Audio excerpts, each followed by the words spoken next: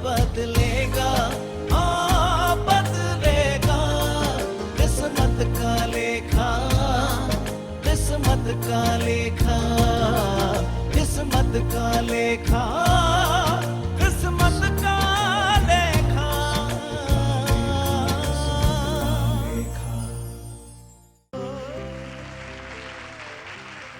बदलेगा किस्मत का लेखा कार्यक्रम की एक और कड़ी में आप सबका बहुत बहुत स्वागत है। दर्शकों, हर दंपति का सपना होता है कि उनके घर आंगन में बच्चे की किलकारियां गूंजे, जिससे उनका घर आंगन महक उठे। जिस बच्चे के पैदा होने पर उम्मीद की हजारों किरणें एक साथ रोशन हुई थी, बुझ जाती हैं, क्योंकि वो बच्चा दिमागी रूप से स्वस्थ नहीं होता है, उसे कोई दिमागी बीमारी घेरे हुए होती है। ऐसे में बच्चे का जीवन तो नर्क हो ही जाता है। माता पिता भी हताश हो जाते हैं, निराश हो जाते हैं और दुख के सागर में डूब जाते हैं। तब वो भगवान से एक ही शिकायत करते हैं, क्या हमारे भाग्य में ऐसा लिखा था? क्या वाकई ही हम अपनी कुंडली, अपने नक्षत्रों के माध्यम से ये जान सकते हैं कि भविष्य में हमारे बच्चे के साथ ऐसा होने वाला है? क्या जब इस बच्चे का जन्म हो जाता है तो क्या उनके लिए अपने जीवन को सही तरीके से जीना सरल हो जाता है? क्या कुछ खास ऐसे उपाय किए जा सकते हैं ताकि वो अपना जीवन सामान्य रूप से जी सकें? चलिए, इस बारे में जानकारी देने के लिए हम बात करते हैं ज्योतिषविद श्री कुणाल कुमार जी से।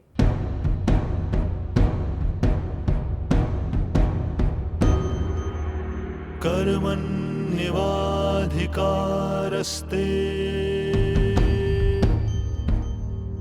मा फलेषु कदाचन मा कर्मफल हेतुर्भूः मात् संगोऽस्तविकर्मणि। कुणाल जी कहते हैं कि जब पति पत्नी के बीच में एक बच्चा आने वाला है, वो माता पिता बनने वाले हैं, तो उनका जीवन खुशियों से भर जाता है। घर में चारों तरफ सिर्फ खुशियां ही खुशियां होती हैं। उसके जन्म से पहले ही माता पिता ना जाने क्या सपने देखने लगते हैं, ये भी सोचने लग जाते हैं कि हम उसे बड़े होकर ये बनाएंगे। लेकिन जैसे ही उस बच्चे का जन्म होता है, जब उन माता पिता को ये पता चलता है कि उनका बच्चा जो है वो आम बच्चों के जैसा नहीं है, बल्कि एबनॉर्मल है, ऐसी स्थिति में ना माता पिता समझ पाते हैं कि उन्हें क्या करना है और ना ही परिवार वाले। तो क्या उस स्थिति में हम उस बच्चे के लिए, उस बच्चे के माता पिता के लिए कुछ कर सकते हैं इस कुंडली के माध्यम से? देखिए, ऐसी स्थिति बहुत बार बन जाती है। हम कुंडली में देखते हैं कि पंचम भाव में जब चंद्रमा राहु का या राहु का किसी शुभ ग्रह के साथ में युति बन जाती है और वो खराब योग बनता है, तो ऐसी स्थिति में अगर उस व्यक्ति के घर में कोई संतान पैदा होती है तो संभव है कि वो अपनॉर्मल हो।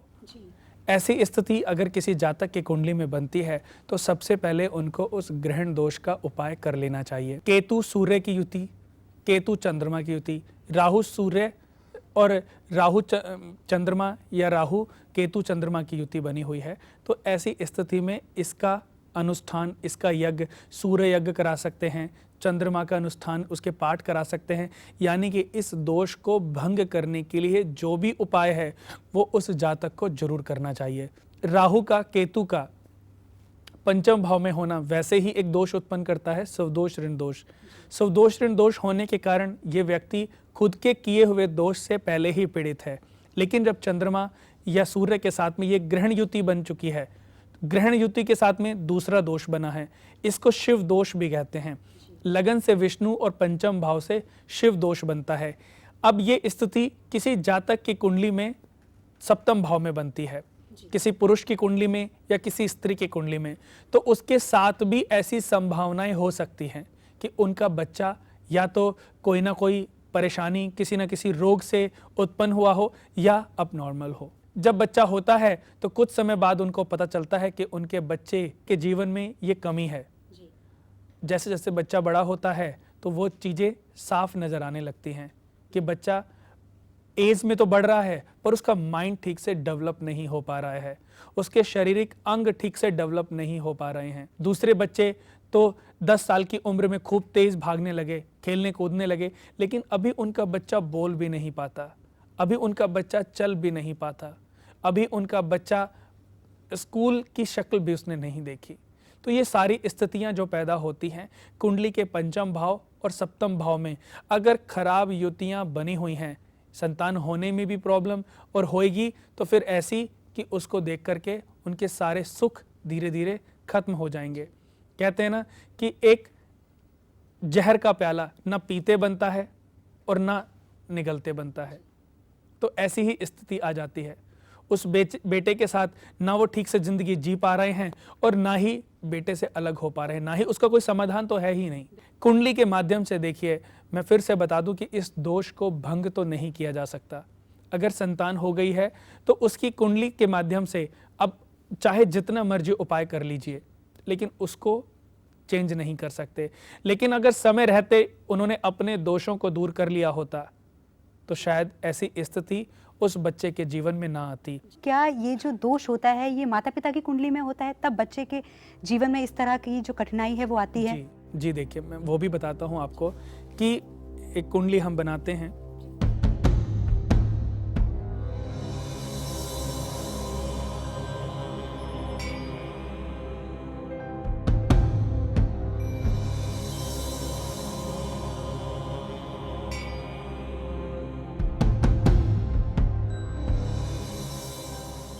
इनका जो जन्म है सिंह लगन में हुआ है।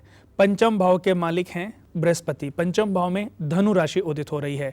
सिंह लगन कुंडली है और इनकी धनु राशि है। अति गंड योग में इनका जन्म हुआ है। अपने आप में ये योग ही सबसे खराब माना जाता है। इस योग में जन्म लेने वाला बच्चा, जन्म लेने वाला व्यक्ति खुद के लिए भी और दूसरों के लिए भी हानिकारक होता है। अब इनकी कुंडली में पंचम भाव में राहु और चंद्रमा की युति बनी हुई है और कुंडली के सप्तम भाव में शनि विद्यमान है। सातवें भाव में हालांकि इनको संतान के जो योग बनेंगे, पहली संतान जो होगी पुत्र होगी, लेकिन पुत्र अब नॉर्मल भी हो सकती है क्योंकि कुंडली के पंचम भाव में राहु और चंद्रमा का ग्रहण लगा हुआ है और केतु कुंडली के 11वें भाव में बैठ करके पूर्ण दृष्टि से देख रहे हैं। चंद्रमा पीड़ित हो गए और चंद्रमा मालिक हैं 12वें भाव के, व्यय भाव के। ऐसा भी हो सकता है कि बच्चा 12, 13, 15 साल जिए और उसकी अकस्मात डेथ हो जाए, या ऐसा भी हो सकता है कि बच्चा तो हो और बहुत कम उम्र में उसकी मृत्यु हो जाए, तो वो भी बहुत बुरा दर्द होता है जिसके साथ ये बातें बीतती हैं। अब आपने बोला कि माता पिता की कुंडली में दोष होता है। देखिए, एक छोटा सा उदाहरण मैं देना चाहता हूं कि एक पौधे को आपने लगाया, अगर वो टेढ़ा मेढ़ा होगा तो आप डंडी या रस्सी बांध करके उसको सीधा करने की चेष्टा कर सकते हैं और आप उसमें सफल भी हो सकते हैं। लेकिन अगर ये पेड़ वृक्ष बन जाए, ये पौधा वृक्ष बन जाए, तो आप चाहे जितनी चेष्टाएं कर लीजिए वो सीधा नहीं हो सकता, वो जैसा है वैसा ही रहेगा। ऐसे ही अगर ये दोष प्रबल हुआ और संतान पैदा हो गई, फिर चाहे जितना मर्जी कोशिश करिए बच्चा ठीक नहीं हो सकता। ऐसे बहुत सारे उदाहरण हैं। हमारे पंचांग में हम देखते हैं कि बहुत सारी तिथियां हैं जो शुभ होती हैं, बहुत सारी तिथियां हैं जो अशुभ होती हैं। हम जान लेते हैं पंचांग के माध्यम से कि हमारे कौन सी डेट्स हमारे लिए अच्छी हैं, कौन सी डेट हमारे लिए अशुभ हैं। आप मेरे से पूछिए कि कुणाल जी, मैं अपने भवन में प्रवेश करना चाहती हूं, तो मैं आपको बताऊंगा कि मकान में प्रवेश करने के लिए कौन सी तिथियां शुभ हैं। जैसे कि अभी आप पूछती हैं कि आजकल बहुत प्रचलन भी चल रहा है कि डॉक्टर, किसी स्त्री को बच्चा होने वाला होता है और वो हॉस्पिटल जाती है तो डॉक्टर कहता है कि आज से तीसरे दिन तुम्हारा ऑपरेशन करेंगे। तो वो डॉक्टर से पूछ लेती हैं कि ये हम अपने मर्जी से करा सकते हैं, सुबह दोपहर शाम या कल या परसों? तो डॉक्टर कहता है हाँ करा सकते हैं, बट 2 से 3 दिन के अंदर हमें तुम्हारा ऑपरेशन करना पड़ेगा। एक तो व्यक्ति खुद चाहता है कि उसका ऑपरेशन हो और वो अपने अकॉर्डिंग, ग्रहों के अकॉर्डिंग अपने बच्चे को पैदा करा ले, और एक व्यक्ति के जीवन में अपने आप योग बनते हैं, उनके बुरे कर्म थे, उनको गलत समय पर संतान पैदा होनी थी। बड़ी दिलचस्प बात है, गलत समय पर संतान होनी थी और संतान के माध्यम से उस परिवार को सजा मिलनी थी, यानी कि वो टाइम था आज से 3 दिन बाद का। लेकिन उनके इस जीवन के कर्मों ने उनके उस दोष को बदल दिया, तो अपने आप योग बने कि वो डॉक्टर के पास गई और डॉक्टर ने उनको आगे बोल दिया कि आप किसी पंडित से तिथि चाहे तो निकलवा सकती है, हमें 2 से 3 दिन में ऑपरेशन करना पड़ेगा क्योंकि कुछ परेशानी है, नॉर्मल डिलीवरी नहीं हो सकती। अब वो स्त्री अपने कुल पुरोहित से या अपने पंडित से पूछती हैं कि मुझे 2-3 दिन में डेट बताएं। देखो 2-3 दिन में ग्रह कभी भी चेंज नहीं होते, चंद्रमा जरूर 2.5 दिन में चेंज हो जाते हैं, वरना ग्रहों को चेंज होने में कम से कम 1 महीना लग जाता है। कोई ग्रह 45 दिन में चेंज होता है, बृहस्पति 1 साल में चेंज होते हैं, शनि 2.5 साल में चेंज होते हैं, राहु और केतु 1.5 साल में चेंज होते हैं। तो ये ग्रहों की स्थितियां हैं, ये ग्रहों की गति है कि एक राशि को कोई ग्रह कितने समय में भोगता है और दूसरी राशि में प्रवेश कर जाता है। अब हम किसी पंडित के माध्यम से जाते हैं तो कोई भी, अब अगर मुझसे कोई पूछता है तो मैं पंचांग से निकाल सकता हूं कि आपके लिए कौन सी तिथि शुभ है और कौन सी अशुभ। कौन सी तिथि शुभ है यानी कि अगर डॉक्टर ने 1 दिन का टाइम भी दिया है तो उस दिन में भी 12 लगन बनेंगे। मेष लगन, वृषभ लगन, मिथुन लगन, कर्क लगन, सिंह लगन, कन्या लगन, तुला लगन, वृश्चिक लगन, धनु लगन, मकर लगन, कुंभ लगन, मीन लगन। हर ग्रह हर भाव में शुभ नहीं होता और हर ग्रह हर भाव में अशुभ नहीं होता, ये मैं कई बार बता चुका हूं। अब एक जातक की कुंडली बन रही है, मेष लगन कुंडली, सप्तम भाव में शनि बैठे हैं। 1 2 3 4 5 6 7 8 9 10 11 12 1। मेष लगन कुंडली में क्योंकि गोचर में इस समय शनि तुला राशि में है, बच्चा अगर होगा तो शनि तो तुला राशि में रहेंगे ही रहेंगे, लेकिन अगर ये बच्चा मेष लगन में पैदा होता है तो शनि पत्नी के भाव में चले गए, और लड़की पैदा होती है तो पति के भाव में चले गए। तो यानी कि पति पत्नी के लिए और पत्नी पति के लिए इनका वैवाहिक जीवन अच्छा नहीं रहेगा। तो अब हम शनि को कौन से भाव में लाएं कि इसकी कुंडली बहुत अच्छी बन जाए। अब शनि को हम ले आते हैं भाग्य स्थान में 7 8 9 10 11, यानी कि हमने प्लानिंग करी है कि बच्चा 12 बजे पैदा हो, पर 12 बजे मेष लगन कुंडली बन रही है तो हम प्लानिंग कर सकते हैं कि 9 बजे ऑपरेशन हो जाए, यानी कि 2 लगन पहले कुंभ लगन कुंडली आएगी और कुंभ लगन कुंडली में शनि भाग्य स्थान में चले जाएंगे, या कम से कम 5 घंटे पहले हम मकर लगन में चले जाते हैं।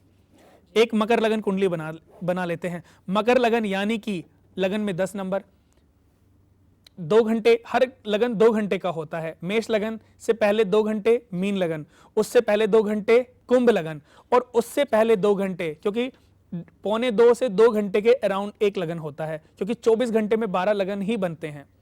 तो वो पहला लगन कौन सा बना? मकर लगन। अब मकर लगन में अगर बच्चे का जन्म हुआ तो शनि गोचर में तुला राशि में है तो शनि कर्म स्थान में आ गए। अगर मकर लगन में इस बच्चे का जन्म हो गया, हमने 5 घंटे 6 घंटे पहले ही उनको बता दिया कि आप ऑपरेशन कराएं और इस लगन में बच्चे को जन्म लें। 2 घंटे पहले यानी कि 0 डिग्री पर उसको समय दे दिया कि इतने बजे से 2 घंटे तक सेम लगन रहेगा। आप 5 बजे से ऑपरेशन शुरू करिए, 6 साढ़े 6 साढ़े 5 बजे तक बच्चा अगर हो गया तो मकर लगन ही होगा। अब ये बच्चे ने अगर मकर लगन में जन्म ले लिया तो पिता के लिए बहुत भाग्यशाली रहेगा। जिस घर में भी पैदा होगा उसके तो वारे न्यारे हो जाएंगे। पिता के लिए बहुत बड़ा भाग्यशाली होगा और खुद का व्यापार भी लोहे से रिलेटेड करेगा, और एक दिन खुद के प्रयोगों से ही, खुद के दिमाग से ही ये बच्चा बहुत बड़ी बुलंदियों को छू सकता है। क्योंकि कर्म स्थान में जब शनि उच्च के होते हैं तो एक बहुत बड़ा राजयोग बनता है, शश महापुरुष योग। केंद्र में बृहस्पति उच्च के सुग्रही हैं तो हंस महापुरुष योग, बुध उच्च के सुग्रही हैं तो भद्र महापुरुष योग। ऐसे ही ये योग बनता है शश महापुरुष योग। और जिस भी बच्चे की कुंडली में योग बनेगा उसके पिता इस बच्चे के जन्म के बाद बहुत तरक्की करते चले जाएंगे।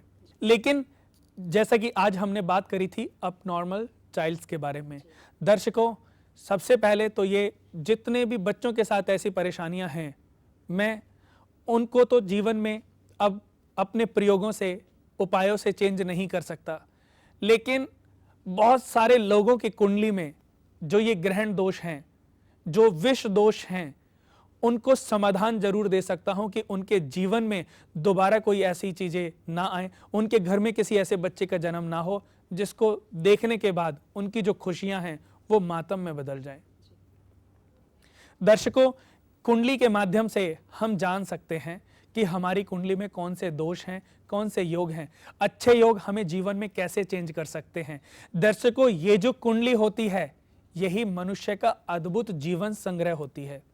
आपकी कुंडली ही आपका अद्भुत जीवन संग्रह है। यानी कि कुंडली के माध्यम से ही तो आप अपनी समस्याओं का समाधान कर रहे हो। आपने नीलम पहना और आपका भाग्य बदल गया, ये कैसे हुआ? अद्भुत, ये तो बड़ा अद्भुत है। नीलम पहनते ही भाग्य बदल गया, अद्भुत। यानी कि जब कोई व्यक्ति आपके जीवन का संग्रह आपको देता है तो उसी को कहते हैं अद्भुत जीवन संग्रह। और अगर आप अपना अद्भुत जीवन संग्रह प्राप्त करते हैं तो मैं कहता हूं कि आपको भटकने की जरूरत ही नहीं पड़ेगी। दर्शकों, हमारा उद्देश्य है लोगों से कर्म कराना, क्योंकि ईश्वर ने भी यही कहा है, कर्म किए जा, फल की चिंता ना कर।